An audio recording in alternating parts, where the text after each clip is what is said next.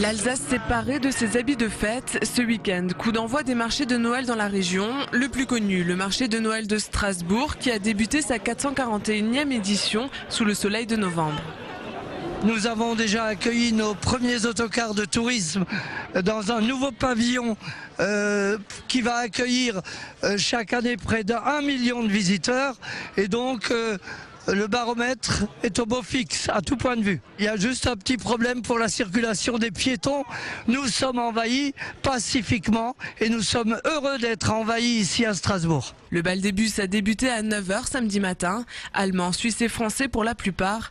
Mais depuis que Strasbourg, capitale de Noël, s'exporte à Tokyo, le public se diversifie et au cours des prochaines semaines, Russes, Coréens, Indiens ou encore Japonais se presseront pour savourer l'ambiance de Noël. Sur le marché, on essaie d'oublier la crise. Le principal souci, c'est de se faire plaisir. Certainement qu'on va un petit peu dépenser et laisser un peu de notre pouvoir d'achat sur Strasbourg.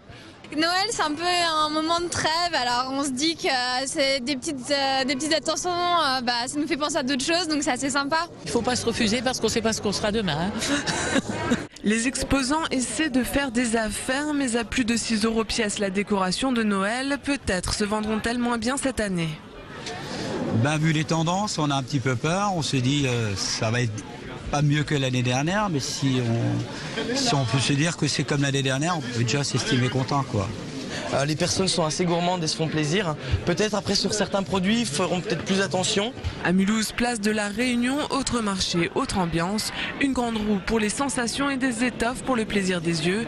Mulhouse aussi a fait le plein de visiteurs. Mulhouse, Strasbourg, chacun sa différence et pourtant une ligne commune. Les émotions, elles sont identiques, que ce soit à Mulhouse, Colmar ou Strasbourg. Je pense que c'est la chaleur de Noël de toute façon. Donc les gens sont enclins à la fantaisie et à la joie. Mais déjà, rien qu'avec la grande roue, c'est un argument en plus. Et ça pétille ? Oui.